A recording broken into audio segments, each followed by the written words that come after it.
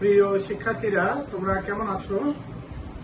গত ক্লাসে আমরা জীবন বৃক্ষ নিয়ে আলোচনা করেছিলাম, যিনি প্রবন্ধকার ছিলেন মুতাহের হোসেন চৌধুরী। তোমাদের অনেকেই টেলিফোনে আমাকে বলেছো যে স্যার, এই ক্লাসটি যদি আবার রিভিশন দিতেন, পুনরায় আলোচনা করতেন, তাহলে ভালো হতো। সেই জন্য আজকের এই ক্লাসটি হচ্ছে বিশেষ ক্লাস। আমরা আগে জীবন বৃক্ষ এই ক্লাস থেকে 5-এর 1, 5-এর 2 এবং 6 নম্বরে আমরা ভিডিও করেছি।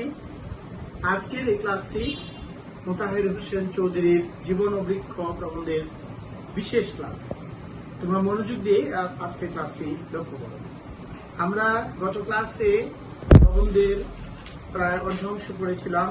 প্রবন্ধের বাকি অংশটুকু আমরা আজকে পড়ব এবং সবশেষে আমরা প্রথমেই যে দেখিয়েছি, বোর্ডে দূরের কাছে দাঁড়িয়ে থেকে সে অনবরত নতি, শান্তি ও সেবার বাণী প্রচার করে নীরব ভাষায় বৃক্ষ আমাদের সার্থকতার গান দিয়ে শোনায়, অনুভূতির কান দিয়ে সে গান শুনতে হবে। প্রবন্ধকার মুতাহের হোসেন চৌধুরীর এই বিখ্যাত দুটি উক্তি নিয়ে আমরা আলোচনা করব এবং আমার বিশ্বাস তোমরা এই বিশেষ ক্লাসটির পরে প্রবন্ধটি ভালো করে বুঝতে সক্ষম হবে। প্রিয় ছাত্রছাত্রীরা, আমরা যে অংশটুকু পড়েছিলাম তারপরে থেকে পড়ি। সেটি হচ্ছে, যাকে বলা হয় গোপন নীরব সাধনা, তা বৃক্ষেই অভিব্যক্ত, নদীতে নয়। নদীতে নয়। তাছাড়া বৃক্ষের সার্থকতার ছবি যত সহজে উপলব্ধি করতে পারা যায়, নদীর সার্থকতার ছবি তত সহজে উপলব্ধি করা যায় না। নদী সাগরে পতিত হয় সত্য, কিন্তু তার ছবি আমরা প্রত্যহ দেখতে পাই না। বৃক্ষের ফুল ফোটানো ও ফল ধরানোর ছবি কিন্তু প্রত্যেক চোখে পড়ে। দূরের কাছে দাঁড়িয়ে সে অনবরত নতি, শান্তি ও সেবার বাণী প্রচার করে। আচ্ছা, আমরা এখানে যে জিনিসটা দেখলাম সেটি হচ্ছে যে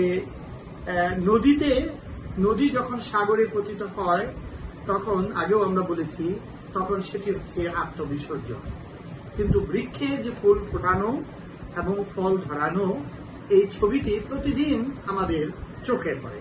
আমরা প্রতিদিন এই দিকটি লক্ষ্য করি এবং সেখানে কিন্তু অনবরত বৃক্ষ তার নতি অর্থাৎ বিনয়, শান্তি এবং সেবার বাণী প্রচার করে আছে।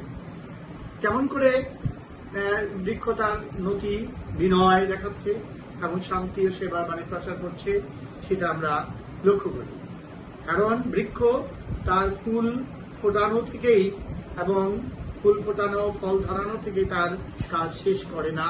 সে অন্যের জন্য এই সব কিছু দান করে এবং দান করার পর তার যে সাধনা, তার সার্থকতায় লোপ পায়। সাধনার ব্যাপারে প্রাপ্তি একটা বড় জিনিস। নদী সাগরে পতিত হওয়ার পরে সে প্রাপ্তি স্পষ্ট হয়ে ওঠে না। সে তো প্রাপ্তি নয়, আত্মবিসর্জন। অপরপক্ষে বৃক্ষের প্রাপ্তি চোখের সামনে ছবি হয়ে ফুটে ওঠে। ফুলে ফলে যখন সে পরিপূর্ণ হয়ে ওঠে, তখন আপনা থেকেই বলতে ইচ্ছে হয়, এই তো সাধনার সার্থকতা। বৃক্ষে প্রাপ্তি ও দান, সৃজনশীল মানুষের প্রাপ্তি ও দানে পার্থক্য দেখা যায় না। যা তার প্রাপ্তি, তাই তার দান। এখানে কি দেখা যাচ্ছে? ভালো করে লক্ষ্য করি আমরা যে বৃক্ষ যা কিছু পাচ্ছে, সে ফল পাচ্ছে সর্বশেষে। সেই ফল কিন্তু সে নিজের জন্য ব্যবহার করে না, সে অন্যকে প্রদান করে। ঠিক একজন সৃজনশীল মানুষ তার নিজের কাজকর্ম দিয়ে, নিজের সাধনা দিয়ে সে কি করে? সার্থকতা লাভ করে। কখন? যখন সে তার সাধনা দ্বারা, সে মানুষের সেবা দ্বারা সে কি করে? অন্যকে সন্তুষ্ট করতে পারে, অন্যের উপকারে আসতে পারে। তখনই সে মনে করে যে আমি সাধনায় সিদ্ধি লাভ করি। বৃক্ষের পানে তাকে রবীন্দ্রনাথ নিশ্চয় অন্তরের সৃষ্টি ধর্মের উপলব্ধি করেছেন। বহু কবিতায় তার পরিচয় পাওয়া যায়, কিন্তু গদ্যে তিনি তা স্পষ্ট করে বলেননি। বললেই মনে হয় ভালো হতো। তাহলে নিজের ঘরের কাছেই যে সার্থকতার প্রতীক রয়েছে, সে সম্বন্ধে আমরা সচেতন হতে পারতাম। নীরব ভাষায় বৃক্ষ আমাদের সার্থকতার গান গেয়ে শোনায়। নীরব ভাষায় বৃক্ষ কোনো জাতির করে না, বৃক্ষ প্রচার করে না। সে কি করে? সে নীরবে নিভৃতে অন্যের জন্য কাজ করে যায়। অনুভূতির কান দিয়ে সে তার গান শুনতে হয়।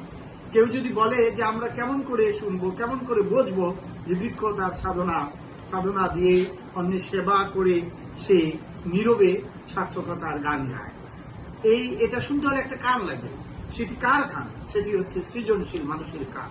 সৃজনশীল মানুষেরা সেই কান দিয়ে, অনুভূতির কান দিয়ে, সে শুধু কর্ণ দিয়ে নয়, অনুভূতির কান দিয়ে সে গান শুনে থাকে। তাহলে বুঝতে পারা যাবে জীবনের মানে বৃদ্ধি, ধর্মের মানেও তাই। প্রকৃতির যে ধর্ম, মানুষের সেই ধর্ম। পার্থক্য কেবল তরুলতা, জীবজন্তু বৃদ্ধির উপরে তাদের নিজেদের কোনো হাত নেই, মানুষের বৃদ্ধির উপরে তার নিজের হাত রয়েছে। আর এখানেই মানুষের মর্যাদা। মানুষের বৃদ্ধি কেবল দৈহিক নয়, আত্মিক। মানুষকে আত্মা সৃষ্টি করে দিতে হয়, তা তৈরি করে পাওয়া যায় না। এটার অর্থ কি? এটার অর্থ হচ্ছে এই আত্মা, আমাদের হৃৎপিণ্ড রয়েছে এবং সেখানে আমরা বলি তাকে আত্মা বলি, কিন্তু সেই আত্মার সৃষ্টিটা হচ্ছে ক্ষুদ্র হৃৎপিণ্ডের ভিতরে যদি মানব সেবা, মানুষের ভালোবাসা, প্রেম, স্নেহ, মায়া, মমতা এগুলো থাকে, তাহলে সেই আত্মা নূতন করে যেন সৃষ্টি হয়। তাহলে বোঝা যাবে যে আত্মা মানুষকে তৈরি করে নিতে হয়। তরুলতা, জীবজন্তুর উপর নিজের কোনো হাত নেই, মানুষের ভিতরে তার নিজের হাত পেয়েছে। এখানেই মানুষের মর্যাদা। মানুষের বৃদ্ধি কেবল দৈহিক নয়, আত্মিক। মানুষকে আত্মা সৃষ্টি করে নিতে হয়, তৈরি পাওয়া যায় না। সুখ দুঃখের বেদনা উপলব্ধির ফলে অন্তরের যে পরিপক্কতা, তাই তো আত্মা। এই আত্মারূপ ফল সৃষ্টির উপভোগ্য। তাই মহাকবির মুখে সমেত পাওয়া যায়, রাইটনেস ইজ অল। পরিপক্কতায় সব। আত্মাকে মধুর পুষ্ট করে গড়ে তুলতে হবে, নইলে তো আত্মা স্রষ্টার উপভোগের উপযুক্ত হবে না। বিচিত্র অভিজ্ঞতা, প্রচুর প্রেম, গভীর অনুভূতি দ্বারা আত্মার পরিপুষ্টি ও মাধুর্য সম্পাদন সম্ভব। তাই তাদের সাধনায় মানুষের শিক্ষার প্রধান বিষয়বস্তু। বস্তু শিক্ষা তথা বিজ্ঞান কখনো শিক্ষার প্রধান বিষয় হতে পারে না, কেননা তাতে আত্মার উন্নতি হয় না। আমরা জ্ঞান বিজ্ঞানে উন্নতি হয়ে অনেক কিছু শিখতে পারি, কিন্তু সেখানে কিন্তু আত্মার পরিতৃপ্তি লাভ হয় না। কারণ আত্মার পরিতৃপ্তি লাভ হয়েছে মানুষের প্রেম, ভালোবাসার মাধ্যমে। জীবনবোধ ও মূল্যবোধে যদি অন্তর পরিপূর্ণ না হয়, তাহলে আত্মা উন্নতি হয় না, এবং সেটি সাহিত্য এবং শিল্পকলার দ্বারাই সম্ভব। তাই শিক্ষাক্ষেত্রে তাদের এত মূল্য।